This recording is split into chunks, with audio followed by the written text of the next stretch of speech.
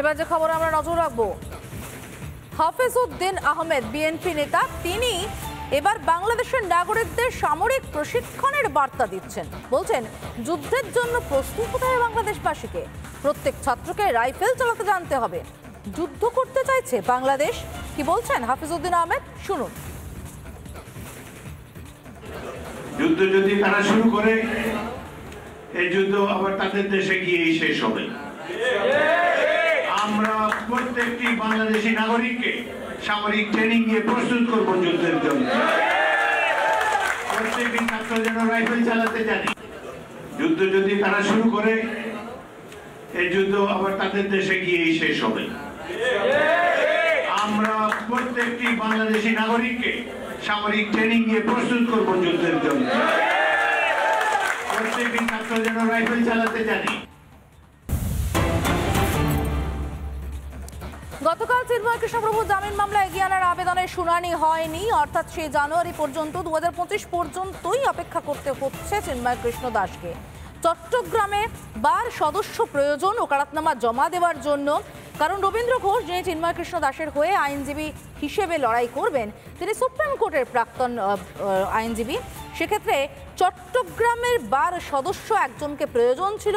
বারবার রবীন্দ্র ঘোষ আবেদন করেছেন, বারবার অনুরোধ করার পরও কেউ তাকে সাহায্য করেনি। কোনো স্থানীয় আইনজীবী চট্টগ্রামের বারের সদস্য তাকে সাহায্য করেননি, যার জন্য তিনি ওকালতনামাটা জমা দিতেই পারলেন না। তিনি বলেছিলেন তাহলে তিনি একা মুভ করবেন, অর্থাৎ একা তিনি ওকালতনামা জমা দেবেন, তবে তার জন্য অনুমতি দেওয়া হয়নি বিচারকের পক্ষ থেকে। আর্জি খারিজ করে দেওয়া হয়েছে। শুনুন কি সমস্যার সম্মুখীন রবীন্দ্র ঘোষ হয়েছিলেন।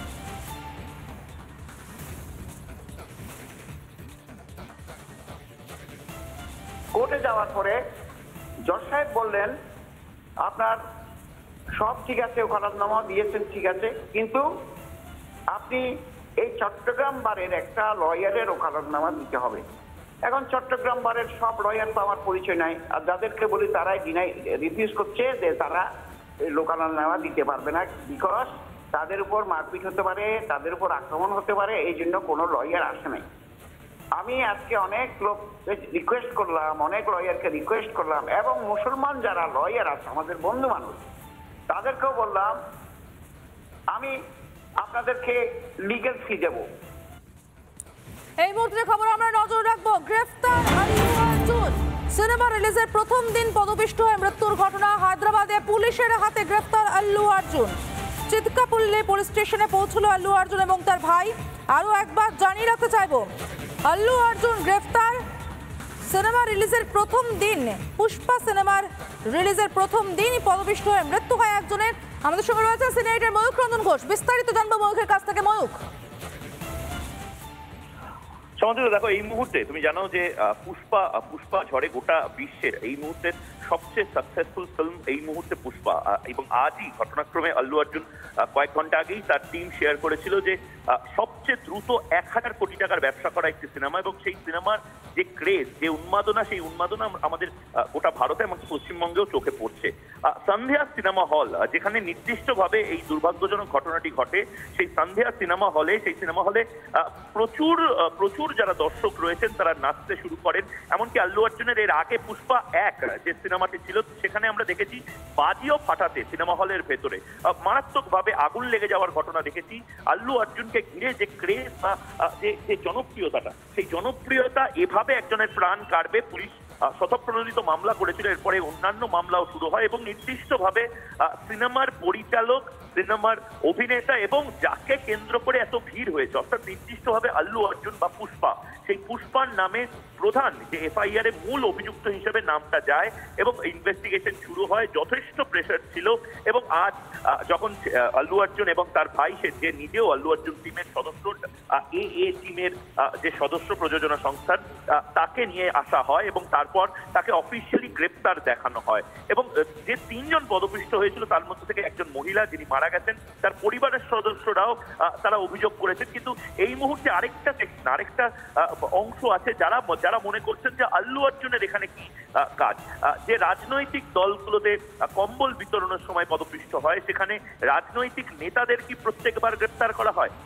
আমাদের পশ্চিমবঙ্গে আমরা যদিও দেখেছিলাম যে জিতেন্দ্র তিওয়ারি, তাকে কিন্তু গ্রেপ্তার করা হয়েছিল। মানে তুমি বা আমি হয়তো একেবারে সরাসরি এর সাথে ইভেন্ট ম্যানেজমেন্টের সাথে যুক্ত না থাকলেও, সিনেমা হলের সাথে আল্লু অর্জুন যুক্ত না থাকলেও তাকে কেন্দ্র করে ভিড়টা হচ্ছে।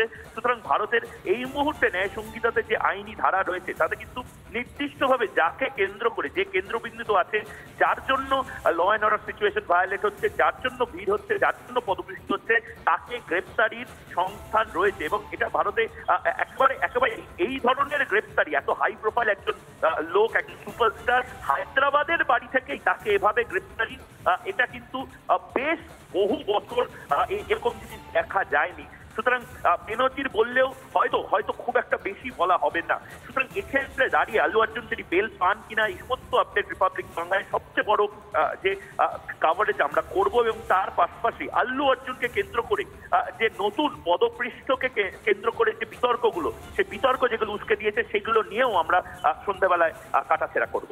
সমাদৃতা, ধন্যবাদ ময়ূক।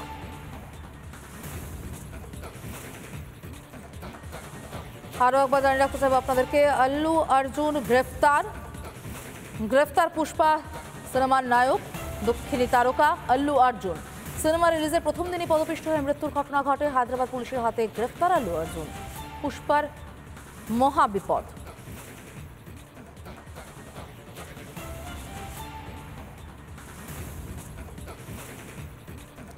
আরো একবার জানিয়ে রাখতে চাইব, গ্রেফতার পুষ্পার নায়ক আল্লু অর্জুন। দক্ষিণী তারকা আল্লু অর্জুন গ্রেফতার। সিনেমা রিলিজের প্রথম দিন পদপিষ্ট হয়ে মৃত্যু হয়েছিল একজনের, যে ঘটনায় হায়দ্রাবাদ পুলিশের হাতে গ্রেফতার আল্লু অর্জুন।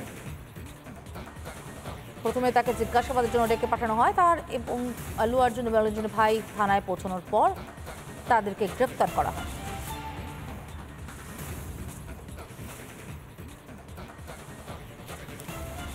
এবার ফিরে যাব বাংলাদেশের খবরে। আপনাদেরকে বলছিলাম চিন্ময় কৃষ্ণ দাস, তার গতকাল জামিনের আবেদনের শুনানি হয়নি। রবীন্দ্র ঘোষ বারবার চেষ্টা করেও ওকালতনামা জমা করতেই পারেননি। স্থানীয় বার সদস্যদের অসহযোগিতা এবং বিতরক তাকে একা জামিনের আবেদনের শুনানি জমা করতে দেননি। তবে 17-18 দিন পর চিন্ময় প্রভুর সঙ্গে দেখা করতে পেরেছেন রবীন্দ্র ঘোষ। দেখা করার পর জানিয়েছেন, রীতিমতো কাতর কণ্ঠে তাকে বের করার আবেদন জানিয়েছেন চিন্ময় কৃষ্ণপ্রভু।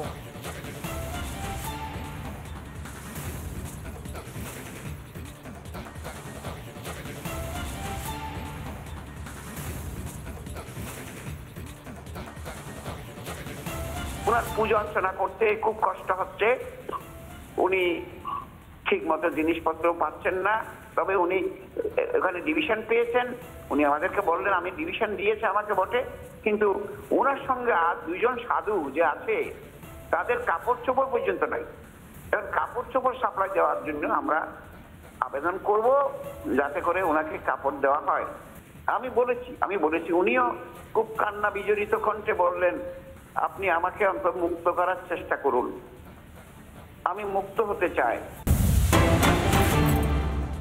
বাংলাদেশ লাগোয়া সীমান্তে মায়ানমারের বিদ্রোহী আরাকান সেনার দাপট। নাফ নদীর জলসীমায় নিষেধাজ্ঞা আরাকান আর্মির। বাংলাদেশের জন্য গুরুত্বপূর্ণ নাফ নদীতে নৌ চলাচলের নিষেধাজ্ঞা জারি করতে হলো ইউনুস প্রশাসনকে। হাওয়া ঘুরলেই যে কোনো সময় আরাকান আর্মি ঢুকে পড়তে পারে বাংলাদেশও। কলকাতা দখলের দিবাস্বপ্ন দেখা ইউনুসপন্থীদের এখন একুল ওকুল দুকুল যেতে বসেছে।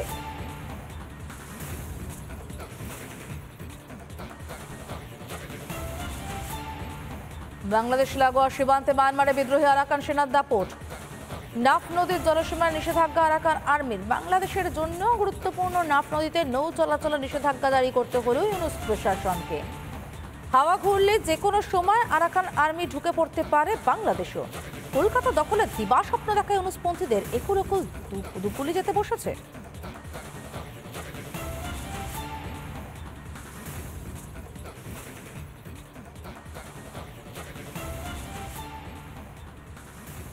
আমরা রাত্রে ঘুমাইতে পারতেছি না, মানে আবাস অনেক ছাউন আর কি। এখানে আসলে গড় সুদ্ধা কাঁপতেছে আর কি, প্রতিদিন এরকম চলে, অল টাইম। আমরা প্রতিনিয়ত মায়ানমারের বোমা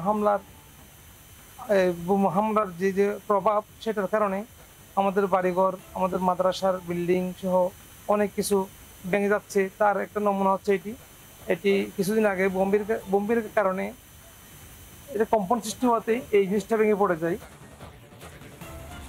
নাফ নদী দিয়ে সহজে পৌঁছতে পারা যায় টেকনাফে। সেন্ট মার্টিন এবং টেকনাফের মধ্যে শুধুমাত্র নৌ চলাচল বন্ধ করে দেওয়া হয়েছে, যাতে কোনোভাবেই রোহিঙ্গারা ঢুকে পড়তে না পারে। আপনাদের একটু বোঝার চেষ্টা করবো কেন এত আতঙ্ক ইউনুসের আতঙ্কের কারণটা। নানা ধরনের কন্টেন্ট দেখার জন্য লাইক করুন, শেয়ার করুন আমাদের ফেসবুক পেজ, সাবস্ক্রাইব করুন আমাদের ইউটিউব চ্যানেল। পাশাপাশি অন্যান্য ব্রেকিং নিউজের জন্য অবশ্যই চোখ রাখুন রিপাবলিক বাংলায়।